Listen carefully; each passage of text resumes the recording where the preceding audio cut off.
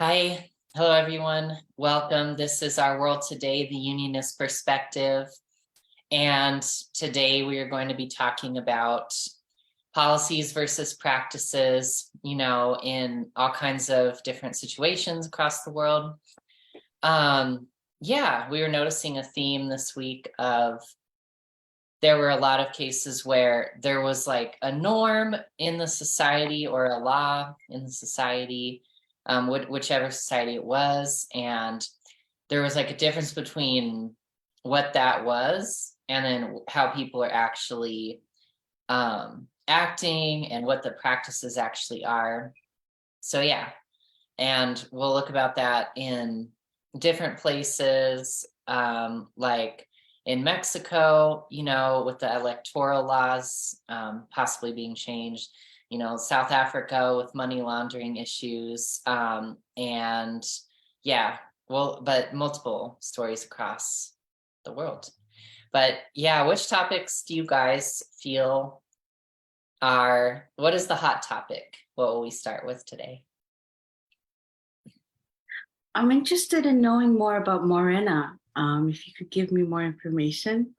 Oh yeah. So yeah, Morena is it's a party. It's kind of like a leftist populist party in Mexico. And Mexico, so basically the big story that's going on right now is that the the Congress in Mexico, and forgive me if I use the wrong term, because like there's so many terms for every country's like legislature.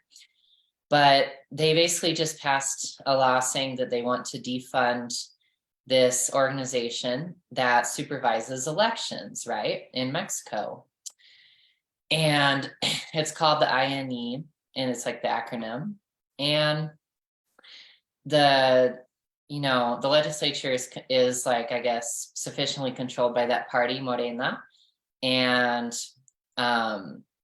the president of Mexico, President Lopez Obrador, he is also part of that party. Anyway, so he's saying like his whole thing, I feel his whole platform has been like, power to the people, everything, like, I'm a populist, like a man of the people, this. But now he's trying to say that this board or this agency that supervises elections in Mexico is run by some right-wing people who are biased against him. And so he's basically saying, I want to sign this law into law, this bill into law, because they are corrupt and we're just going to defund them, basically, so they can't do their job, essentially. And yeah, they like make sure that there's no like interference in elections and that people can vote, that it's all set up for them, like polling stations. So I thought that was interesting. And it kind of, to me, sounds like a move that makes him it's similar to like what we were hearing about in Peru, there was like a leftist guy who was like, yeah, I'm a man of the people, like in Peru there was that, and in Venezuela there's been that for a while with Maduro, and he's like a leftist, like strongman type of figure. And then you have Lopez Obrador and his party. I mean, Morena is like means brown, and so in Mexico it's like a term for like someone who like has brown skin, like who is mestizo, like mixed between like the European ancestry and the native ancestry there. So it's kind of like thought to be like, again, like it's this message like we're for the people, we're for the common person, you know what I mean? But now it looks like he's trying to become the next dictator again. You know what I mean? I don't know though, we'll see. And I wanted to like, what do you guys feel about this situation? Yeah. I was feeling this too. I have about the same feeling as you do. And I don't remember like which discussion we did this on, but I talked briefly about how the president and his party weren't really liked for like quite a few months right now because of several things. But the problem is like I didn't even know that he was from the party that said power to the people, and that was more like left-winged, because right now he's doing everything in a very capitalistic way, and that's not necessarily a bad thing. The problem is people are just constantly going against him and voicing their disagreements because he's doing so in a way that doesn't really respect the wishes of the people, the nature of a country, and also the culture. And I'm not surprised about the protest. I think like if you look at how her party is and it works, you may be surprised, because you would say like, oh, this is supposed to be a party that should be enabling and empowering Mexican people. But it's not really, and it hasn't been for months. And so it does feel like it's kind of sliding into a dictatorship, because it's basically like, oh, I'm going to do this, and the people is like, no, but it's not respecting us and the country and our wishes, and it says, well, I'm gonna do it anyway. So it kind of already feels like it's a little bit like authoritarian. And I think that's why people are so adamant to take to the street right now, because they are sensing that if this bill is passed, there is probably no going back on the freedom of Mexican people at the moment in the space. So yeah, I feel like when you have all of that context, it can explain why this is such there's such an uprising right now in Mexico. Yeah, I know.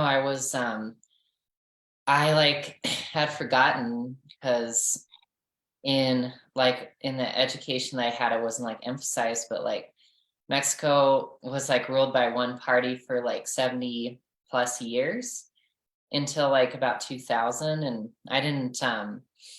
I had forgotten that. But yeah, so it kind of has this history of rule by like someone, basically authoritarian rule. And I thought it was crazy. And it was also a leftist party, the Industrial Revolutionary Party. And yeah, and it's crazy. But ever since then, the parties in the like power, the powers in party, the parties in power have switched a lot. I think it said like 6 times since 2000.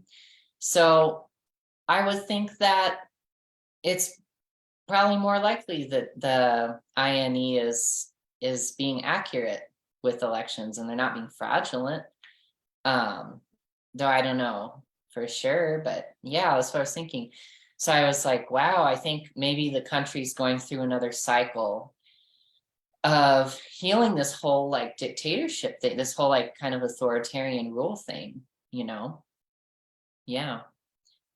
Yeah, I felt the cycle thing when you were saying, like, maybe this is hopefully their final cycle of experiencing dictatorship, something that they thought would be like equal for their rights, and then it ended up maybe not being.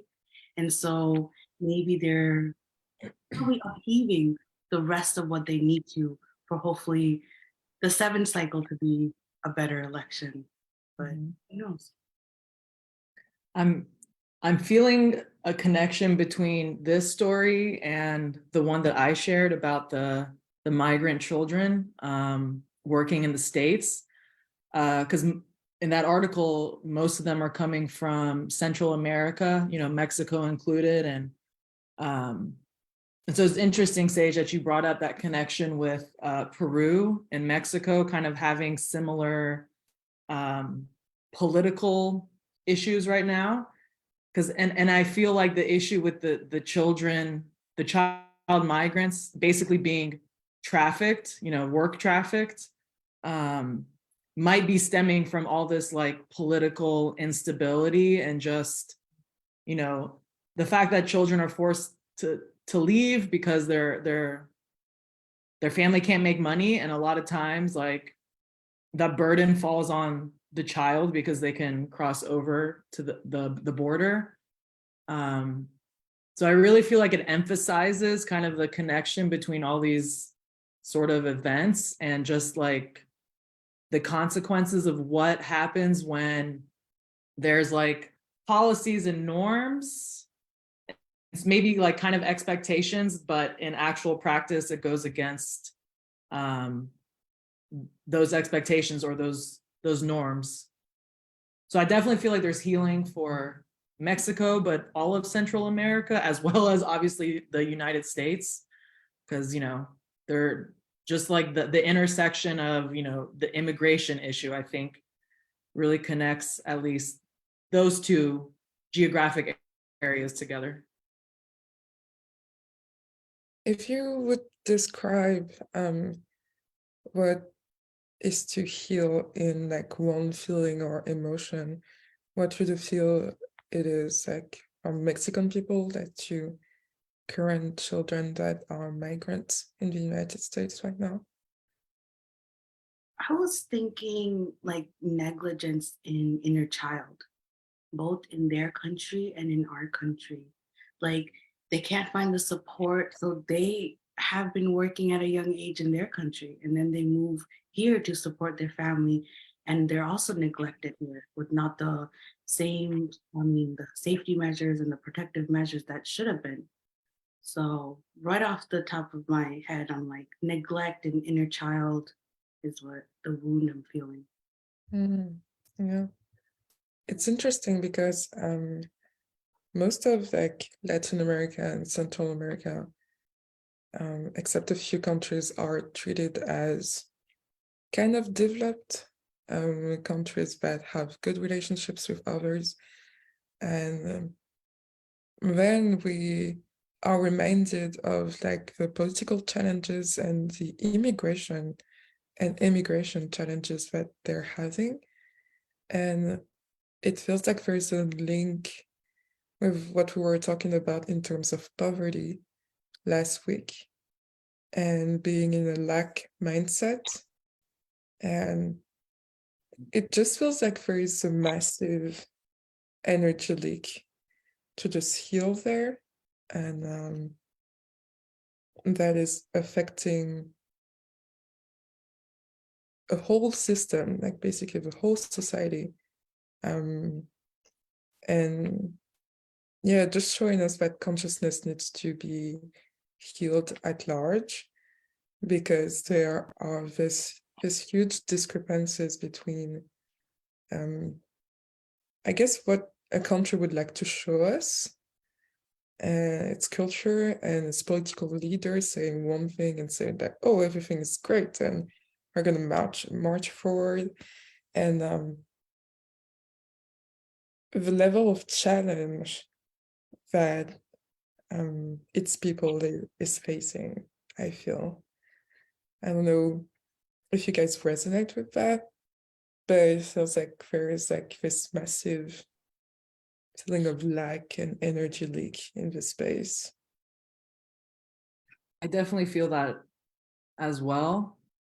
And I also feel like there's like this, like, kind of what Nadia was saying, like this negligence, but almost like you're not honoring like childhood, and like people aren't honoring their roles within society, you know, because childhood is meant to be a time of like fun development, you know, you're like creating bonds with people, you're getting to know who you are. And it feels like, especially like the children that are coming over, that are either willingly working or kind of getting involved in these trafficking situations where it's just like indentured servitude. You know, the social response in the United States is the same sort of thing. Like they're just forgotten about. They're just not even, you know, like it was saying that like the Health and Human Services in the US doesn't even have a good grasp on where all these children are. They've lost contact with so many of them, they can't even track them down. So I really feel like there's like this neglect feeling and just like not honoring your own power. As the parents, as the elders, I guess. Yeah. Yeah, and I'm also feeling the energy leak with human health and services because of their like lack of data when keeping surveillance with the I said students, with the children, but also not to jump topics, but we're giving, I think, was it 21 billion or 12 billion to the Ukraine war when we could be funding more to like sustainability for all the migrants that are coming in. And that seems like a huge energy leak to go to, like, we're probably the top providers for the Ukraine war. And is that really our priority when we have children in our country that, are working underage and over hours? So a huge energy leak, yeah.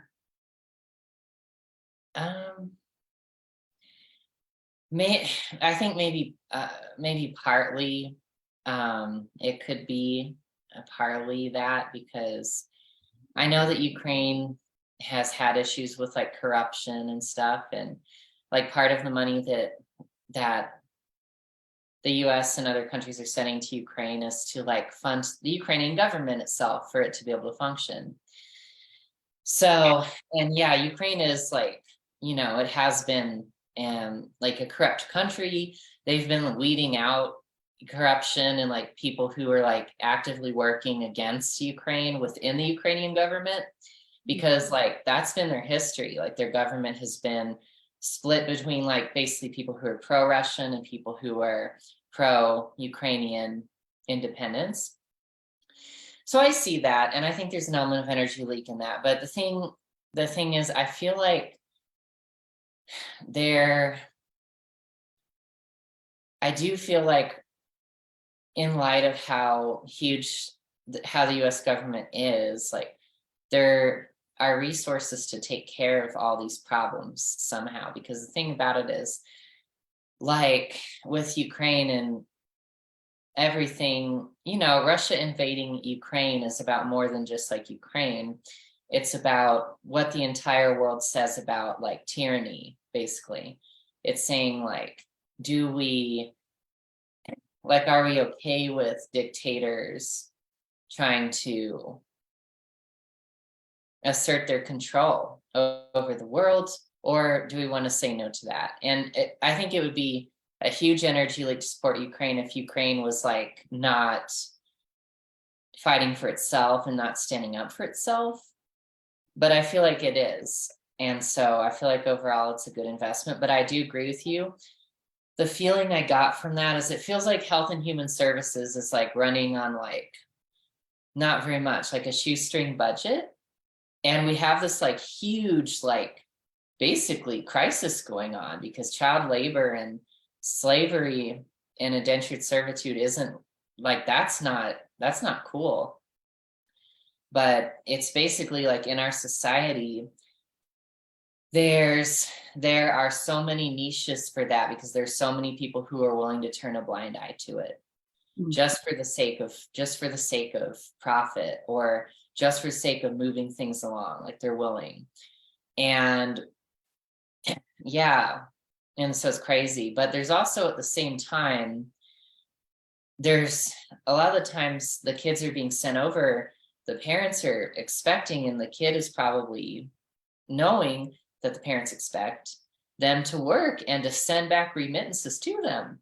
But these kids are like 13 or even younger, right? Or maybe a little older, but they're teenagers. So they're going to the US, they're being sent there with the expectation that they send money back. And so people are definitely picking up what they are putting down, So it's kind of, it is a choice on both sides, and it's not a loving one at all, but that is how it's happening. Now, if they said no and there was a big crackdown on that, they would just have to find a loving way to provide for themselves. Because yeah, it's unthinkable from our perspectives. It's unthinkable, like send your children to another country for them to work and send money back to you. Yeah, it's insane. But yeah, anyway, that was my monologue on that. But yeah, what did you feel about that? Mhm. Oh, Yeah, I don't know. I would say I agree with you on the fact that being in Ukraine is way more than just about Ukraine. I feel like the investment is made into the world, basically, and into the world system, saying no to political systems like Russia and saying yes to democracy.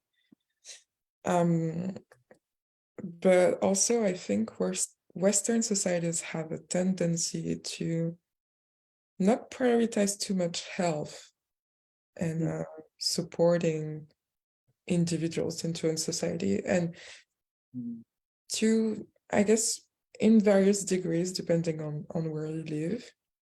But for example, when there is a crisis or when people feel in crisis mode or feel fear, I would say that the first thing that is done is taking from the health budget and the education budget. And my parents work in health, and I see how it's done, and I see how it's like removing budgets from hospitals and pharmacies and just things like that.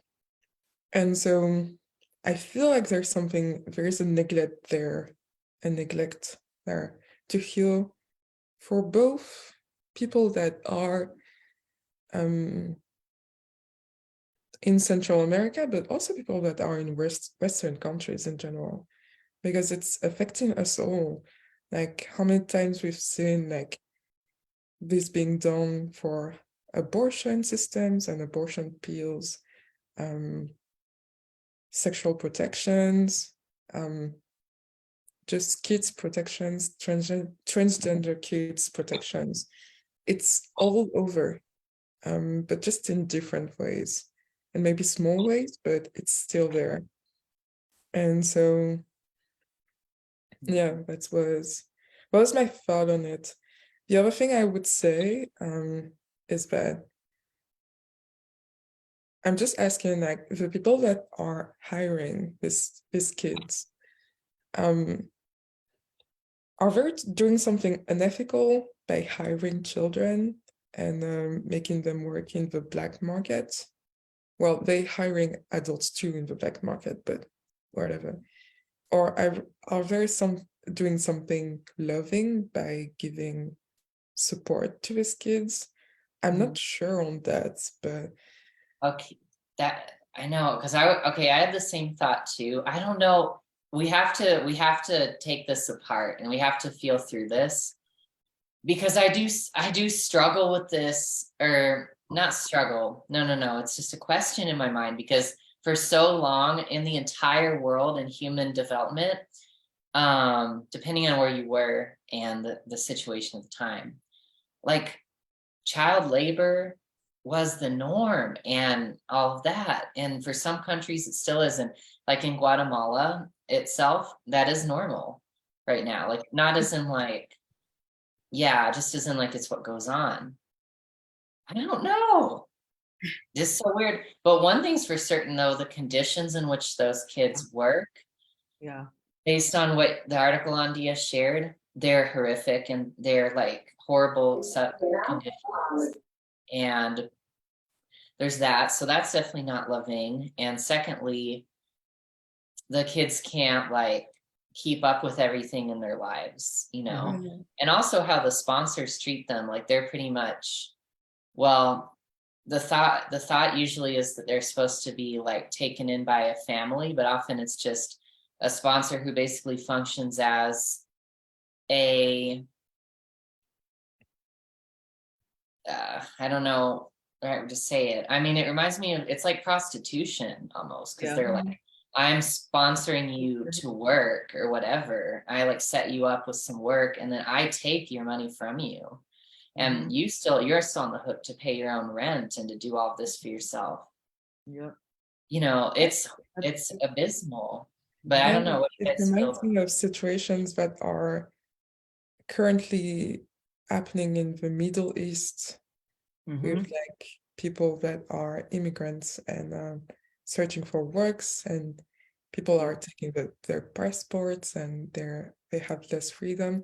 So yeah, I think you clarified it a little bit. The myth of the good benefactor is definitely a myth because they're not doing this to support the kid with a loving intention. And also you pointed out something that I felt when I said the two together. I felt bad when saying like, are they supporting them? Are they offering them support? And I think it's because if you do something that is like 1% unloving, it's still you're still like doing something unloving in a sense. So you can say that you're doing something loving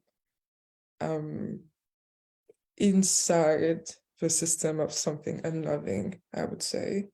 And that's probably why it feels bad.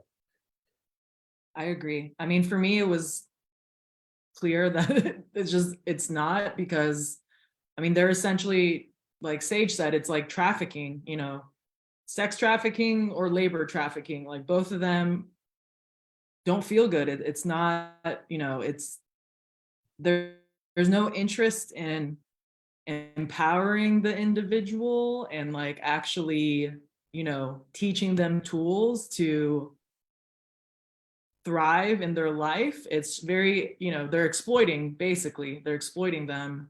And all these scenarios of trafficking, whether it's sex trafficking or labor trafficking, it's always vulnerable populations, you know, children, people who live in poverty, you know, women too.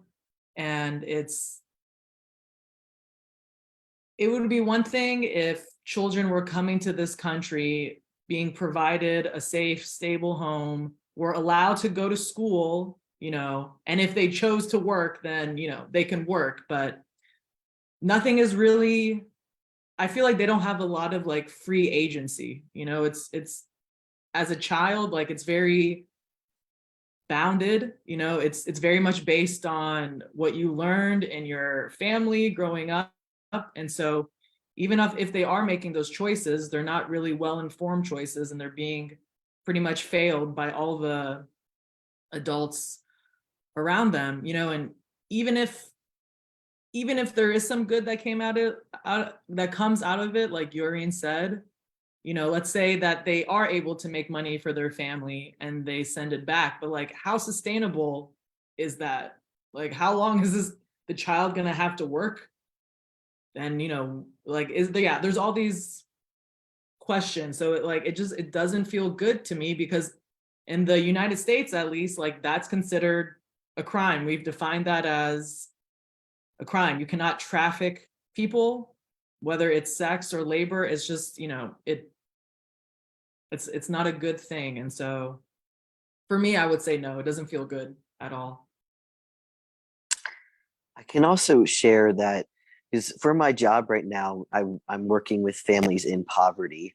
So I see these kids, you know, and they come, especially the older kids, they come in, and so it comes back to neglect. It comes back to not having a childhood. It always comes back to that because of they see how their family has grown up and they've been in this situation.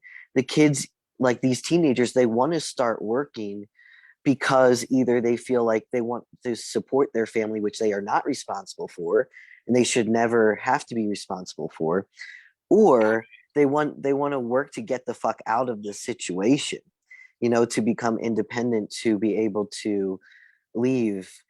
But I still feel, I agree that it comes back to that childhood neglect, in that it's not loving. It's still not loving, even if like if it's like 13, 14, 15-year-old whatever, who like wants to start working because of the situation that they have grown up in. I, I feel the adults who encounter these kids need to be supporting and cultivating the childhood for this kid instead of trying to help them to like support themselves. I feel like they shouldn't have to support themselves in that situation. Their childhood should be still be curated by the adults that are in their life. You know, the adult should be still being like, you're a kid, like you need to have a childhood, you know, let's focus on that, you know. And so yeah, I feel that it's just the love, that love needs to be shared with these kids, and not the you know, it's actually, that is the support that these kids need, instead of um you know, but I mean, of course I can see too how it would seem supportive to help give these kids money, but it's just, in the truth, I don't feel it is, you know. Yeah, I feel like at a certain age, you have a responsibility, whether the company's owner and the sponsor has a responsibility. Like you're at this age, you cannot work. I mean, coming from a family who was supported by like cash under the money when they first immigrated here and like had to support family back home, like that was a blessing for those who allowed that kind of structure and work. But if you're a certain age, I understand, I definitely understand when you have to support your family and then you have a sponsor that's telling you like, I brought you here, you also have to pay me. But it does go down to that individual choice as a sponsor. Like, are you going to put that on a kid? And it goes down to that individual choice as a worker. Are you going to put that on an underage kid to work? And let's say you do, at least maintain the legal and like humility of a child if they're working. If you see that they need that job, at least give them that break and pay them for the over hours, you know, just like any human being. Right. And that's another thing that I have been thinking about so much, is that I think, and I said this before, but I just want to say it again, is that the whole thing, like a lot of the time, the opposition to like illegal immigration and stuff like that, it really just makes it feel more unsafe and make it harder for the migrants to advocate for themselves and to get better working conditions. Yeah. Like you're saying, Because like it's not saying like, because I think probably nobody in the US who like actually understands how the country is and how the ecosystem of labor is, they would know that the solution, the society couldn't function without the people who migrate here, legally or not legally. So, you know, because society is not willing to, our society is definitely, I feel at the core, not willing to give that up, or they wouldn't say no to that, then they have to be willing to love those people back, you know. But if they're not, then they're just trying to like get something for nothing from people, basically, which is crazy. But yeah, but I agree.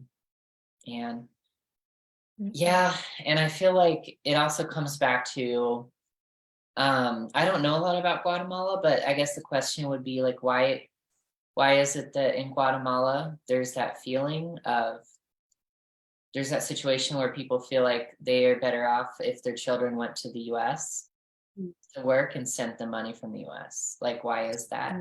You know? well, I've been thinking about it a lot. It's true that Guatemala is like one of the primary sender of immigrants to the US, but there's something just that I see in a lot of like Latin and Black communities and cultures. I don't know about other cultures because that's the two I grew up with mainly, but there's something about this lack and seeking that money like outside of yourself.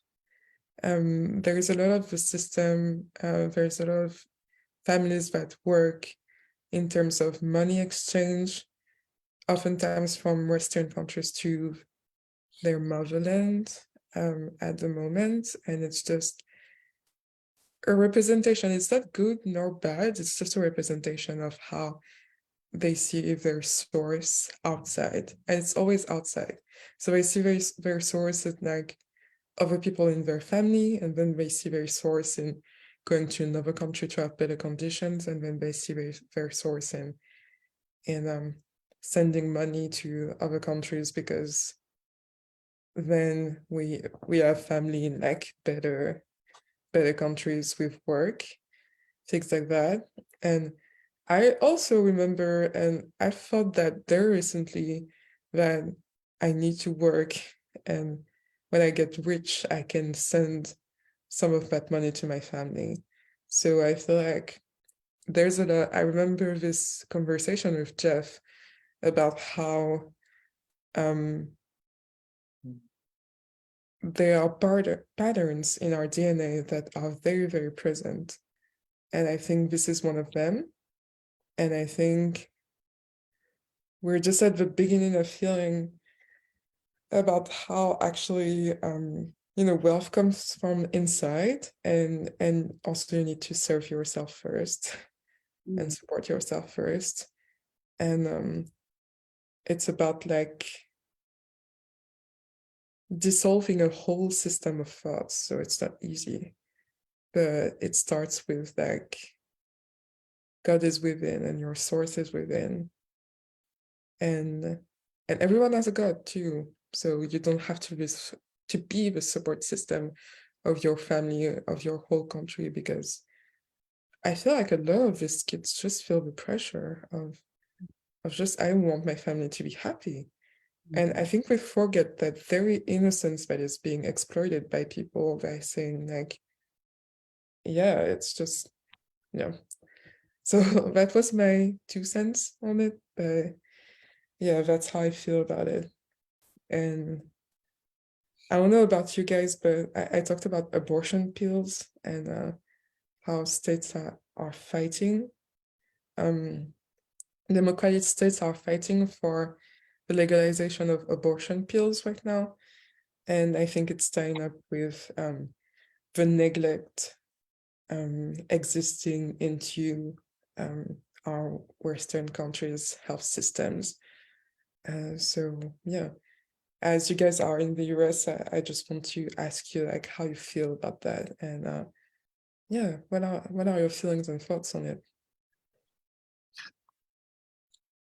I generally kind of feel, I mean, I think it's a very good thing for the democratic states that they are vocalizing and like, shedding light on this need. But at the same time, I feel this level of frustration because, like we've talked about before, like the political system in the US seems so fractured. And it's like certain things that are like human rights that should never be, politicized. Like, specifically like having agency over your body as a woman, like what you are able to choose, that's tied to like the 14th Amendment, like there's just the right to privacy. It's frustrating because I feel like it's not going to be enough. There's like so many women that are still left unprotected, and I applaud the efforts in the democratic states, but I still feel this fracture. Like there's like, we're just at odds with ourselves. That's just what it feels like. We're fighting with ourselves, as country.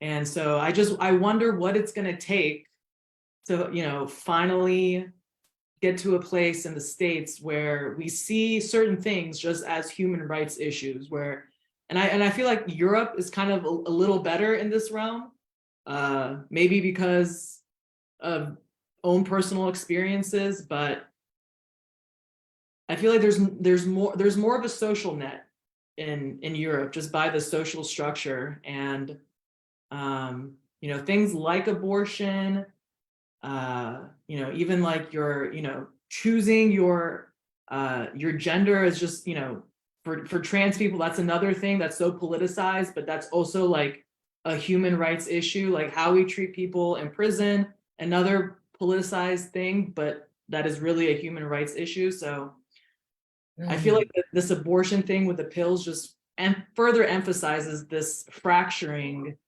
that we have. And it's like the same thing, just decade after decade. I mean, Roe v. Wade happened in the 70s. And even after that decision was made, like people were immediately thinking about ways to overturn it. Like it's, you know, it's an odd energy, that's for sure. Yeah, and yeah, if anyone wants a clear spiritual take on it, you can go back to Jeff and Shaleia's sermon on abortion. It's called Let's Talk About Abortion. It's in this Church of Union YouTube channel, to which this video will be uploaded. And I would recommend it, but it really shows why people feel this way about it. Like some people feel so passionate about opposing abortion because they feel like it's like murder, and this is a human, it's a soul basically. And some people incorrectly believe that a soul has to, like, that a child that is aborted, like it's gets like in like purgatory or something, or hell or something like that, and they have these beliefs which aren't actually true. But it was just they manifested that, I guess, and it's not like a good thing per se to, terminate a pregnancy willingly, because, it is like that there is a soul there and it is coming to earth to incarnate. But on the other hand, as a person bearing the child, it's your body, and you have the right to determine if you want to carry the pregnancy to term or not. And especially if you feel like it would be unsafe for you, or if you can't support the child, or if adoption isn't a good option in your country or your area or whatever, So it's kind of like, yeah, but that's why it's such a big issue in the US. And so they're seeing it as like opposing murder, basically. And until people gain a greater spiritual understanding of it, I feel like it'll be kind of a tricky issue. But and then with everything that you mentioned too about like the trans rights too, and this applies to abortion too, and other things, they're like, it's a matter of like people feeling like they have to control other people, like impose their own religious beliefs on others, instead of being like, am I choosing love in my own life? It's more an outward focus and being like, are you choosing what I believe to be love in your life? If that's like your primary focus, you are not doing yourself a favor, or anybody a favor. But in the US, there's this huge thing going on with that right now. And yeah, with abortion and with trans rights too. So yeah, I don't know. I do feel that it's like just another example of looking outside of yourself when you shouldn't. And it's funny because I was thinking about abortion and feeling into my feelings about being a woman right now in present day before the live stream. And I was like, no one would ever take abortion lightly. Like, no one. It's not about that.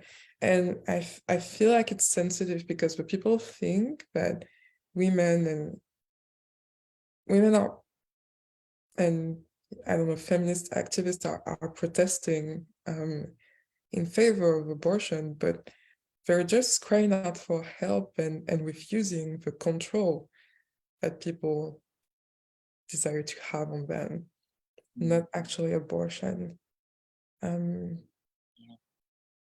Because it's never been about that. It's always been about like people minding their own business and just like giving ourselves space just feel and make choices and decisions, because like we're responsible for our own choices. So yeah.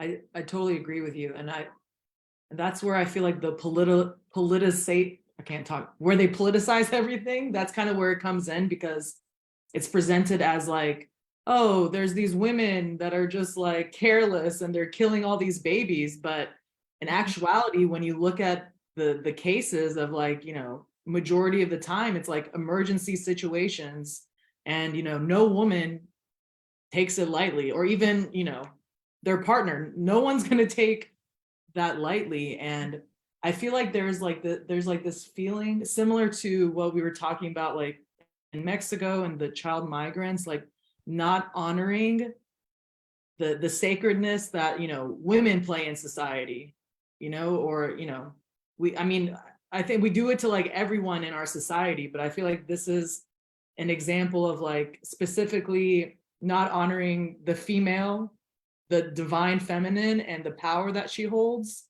And I think like a lot of that is tied, at least America has a lot of healing to do around that, I think, in my opinion. And I think from a spiritual sense, that's why there's all this turmoil around, you know, giving someone the choice to get an abortion or not. And I think it also kind of relates to trans rights, just like the misconceptions of like what it means to be a woman, you know, like some people limit it so much, the definition, but it's beyond just, you know, obviously it's beyond your biology. It's something innate within you. And so I definitely feel like that's like this lack of respect for the female. Yeah, I agree. Yeah, maybe that's also part of it, is like an imposition of the belief that part of being a woman is having children, you know. And yeah, some people feel that, and it's okay, but that doesn't define being a woman. It's beyond anything on that, in the physical. Yeah, totally. Yeah. Yeah. I think it's like politicizing too much, but also polarizing too much. I've always felt that in my whole life. Like, why are people polarizing things so much instead of like just sitting and having a conversation? But I feel that's why our conversation and the space that is given to us there is so healing, because it's not about polarizing. It's about like saying, okay, what's the truth? And it's not about also being at the center of a political spectrum and saying like, oh, we have no opinion on anything. I mean this because like oftentimes being at the center of the political spectrum is seen as being dual. Bleh. And when it's actually not about that. And I feel like the truth in there is not about like really being at the center, but honoring that the truth is in relationships and actually experiencing them and actually having the freedom of experiencing them. And so also giving the freedom to people of making that choice, not controlling and minding their own business. Yeah, I feel the power versus control. And correct me if I'm wrong, isn't the child also making the choice before coming onto earth as a soul? They're gonna continue on. Like people have miscarriages, and that's kind of on their soul contract too. Like I'm contracting that I will go through a miscarriage. And I believe that it's also contract before they come with their parents, like whether there will be a full born baby or whether they're just passing through. So I'm not sure about that, but I believe they all agree on something before they come. There's an agreement. I would say there is an agreement, conscious or not, Mm, between the baby and the mother. And there's also this thing about like a lot of souls want to incarnate on earth, but there isn't like always a place. And yeah. like it's about boundaries too. Mhm. And so yeah, it's just about like I think like it's just about growing up a lot in our society, and knowing how to put boundaries with your body. But again, like it's your body. Nobody is going to put boundaries for you on there. You need to have that experience for yourself. So and it's so very intimate, and it's such a journey of like with God. Like nobody should be involved in that, I would say. Yeah. And yeah, like Nadia was saying just now too, sometimes people have miscarriages, and that particular drug, that there's a court case going on about it in Texas, and I guess it's expected to move up to the Supreme Court at some point. And yeah, it's about like like I don't know, it's about, should this drug be allowed? It's like called mifepristone or something. That's my best attempt at saying that word. But it's a pill. It's not just used for someone who wants an induced abortion. It's also for someone who's having a miscarriage, to help them like discharge the remnants of, you know, the fetus in a miscarriage. So it's also one of those things where like you have to like think about this, everyone. Like you have to think about this. Like what is going to happen if this pill hypothetically weren't like legal anymore in the US? It would affect more than just people who are having elective abortions, you know? So it's like crazy.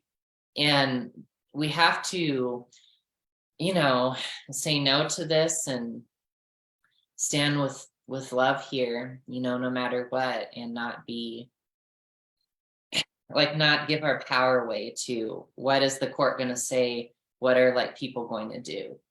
Yeah.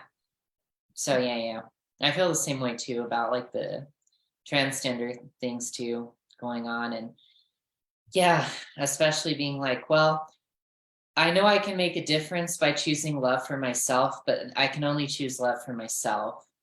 And I can will love, I can say in my heart yes to love and no to not love, but I can't like choose for people either. And I think that's important too, because if we feel so close to these communities that are being affected, like that are experiencing this like discrimination or whatever, we can almost feel like we're responsible for them and almost take on that choice too, when that isn't what, that's not the loving thing to do. The loving thing would be to say no to that and to be like, for myself, I choose freedom. And for myself, I choose power, instead of being like, oh, I feel bad for all those, whatever, the transgender kids who are going to be affected by this, or the women who might be affected by this. You can't take that on, because it's not healthy, and it doesn't do anything good, you know?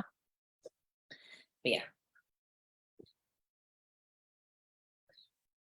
Yeah, I feel like that's what the stories of these migrant children was teaching us, is that you can't be expected to save people, and you can't have this savior complex is only going to end up in codependency and more that lack and poverty for you. So there's definitely a path to empowerment there. And I'm sure we're taking it, because I feel like at the beginning of this conversation, I felt like maybe on abortion, people were fighting a wildfire with like a small bucket of water. But there are a lot of initiative, and just us talking about it as well, that makes it so that healing can progress. And also we have to trust that there is the perfect journey designed by God for anyone in all of these situations that we are always talking about. And it's safe to trust that God is also teaching his lessons for each and every one of us in each and every one of his situations and topics. Mm.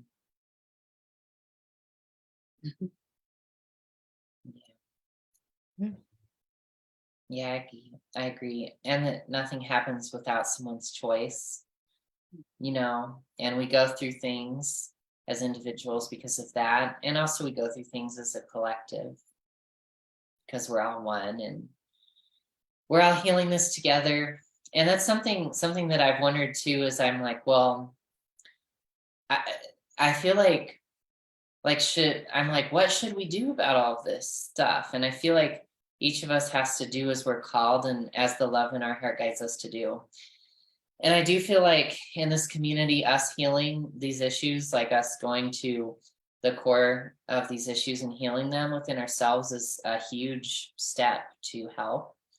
And anyway, like none of this stuff is going to end completely. It'll just take another form until we make new choices and until we decide to love ourselves in these places. You know what I mean? So yeah, that's how I feel about that. Yeah. Yeah.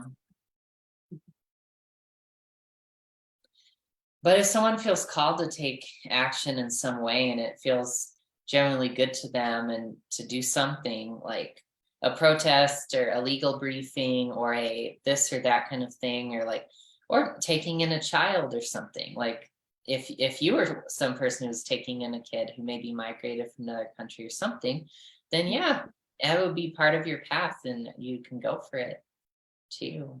Yeah, I mean, yes, like there are people whose life purpose is literally just this, and I feel like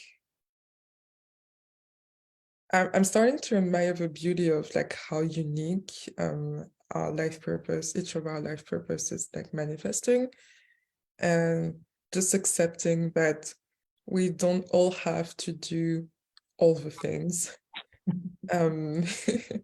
We can go to what feels best at the moment, and accept that our brothers and sisters also have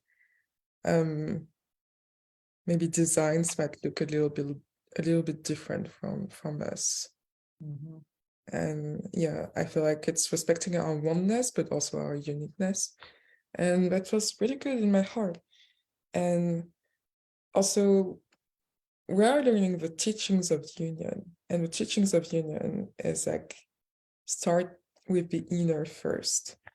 But there are people that are believing in other belief systems and other religions, and that don't necessarily start with like within first and then healing and feeling complete and at peace and then taking action. And so, but it doesn't mean that it's a lesser way. It's just different. Mhm. Yeah. Yeah, I just imagine everyone working in a garden and tending to their own, like either their own roses or they're doing the vegetables, like, but we're all collectively working on a garden, whether it looks like it or not. Some people are clearing the shrubs. Exactly, yes. That's bad. Yeah, beautiful.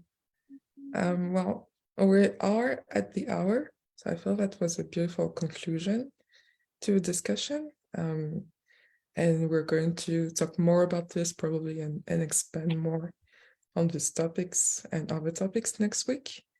So yeah, thank you for everyone who watched with us live and are watching us from YouTube. Don't forget to like and subscribe and share this video if that resonated with you and felt good. And just to be aware of all the other discussions that we have on the Church of Union YouTube channel. And yeah, see you soon. Have a good day.